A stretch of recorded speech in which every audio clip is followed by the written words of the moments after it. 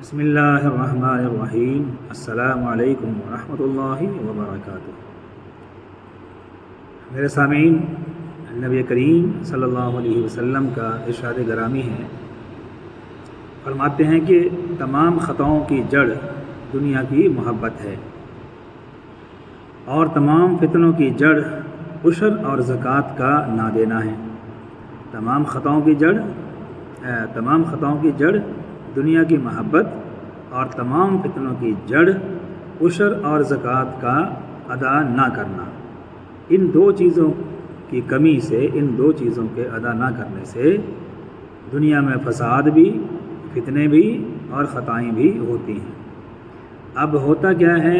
مطلب یہ ہے کہ عموماً گناہ دنیا کی محبت کی وجہ سے ہوتے ہیں، جیسے چوری، ڈاکہ زنی، زنا، قتل و غارت گری، زمینوں پہ قبضے، ٹھگی، ہیرا پھیری، یہ ساری خطائیں دنیا کی محبت میں کی جاتی ہیں، وغیرہ وغیرہ، اور بھی کئی چیزیں ہیں۔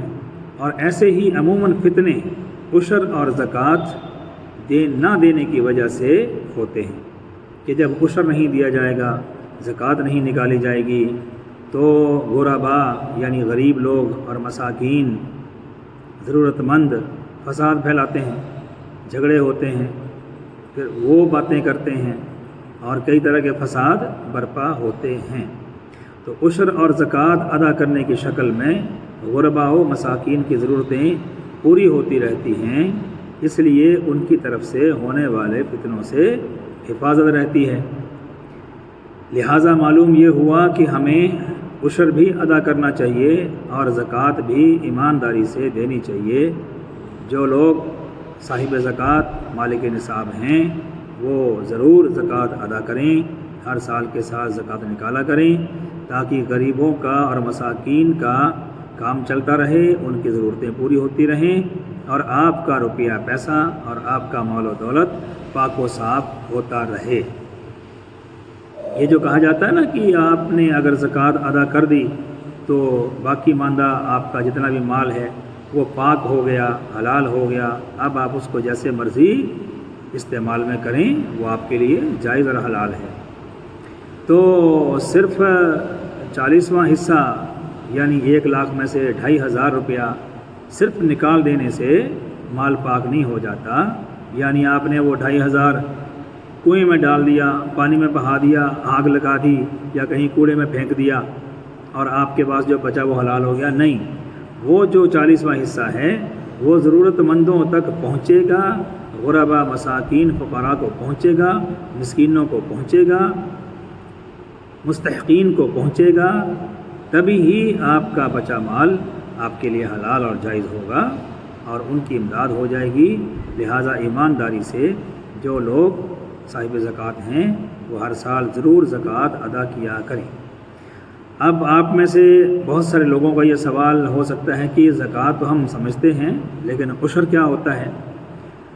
تو عشر یہ ہوتا ہے کہ جو زمین کی پیداوار، جو زمین سے پیداوار ہوتی ہے، فصل، گیہوں، مکہ یا فروٹ یا سبزیاں، جتنی بھی چیزیں زمین سے پیدا ہوتی ہیں، وہ اگر آپ زمیندار ہیں اور آپ فصل اگاتے ہیں اور آپ کی زمین سے پیداوار ہوتی ہے، تو وہ جس قدر پیداوار ہوئی ہے اس ساری میں سے 10واں حصہ آپ نے نکال کے خیرات صدقہ کرنا ہے۔ وہ بھی ایک طرح کی زکوٰۃ ہی ہے، لیکن وہ عشر 10واں حصہ آپ کو دینا ہوگا۔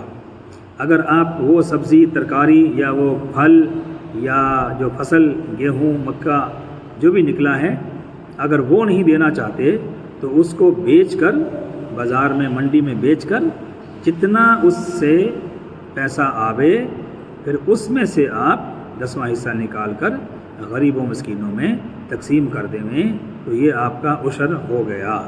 اور یہ ضروری چیزیں ہیں، جو لوگ اس چیز کے، جو صاحب نصاب، صاحب عشر، صاحب زکوٰۃ ہیں، وہ ان میں قطعی کوتاہی نہ کریں اور ضرور سال کے سال یہ زکوٰۃ اور صدقہ ادا کیا کریں، تاکہ ان کے مال حلال اور پاک ہو جائیں اور غریبوں مسکینوں کا بھی کام چلتا رہے۔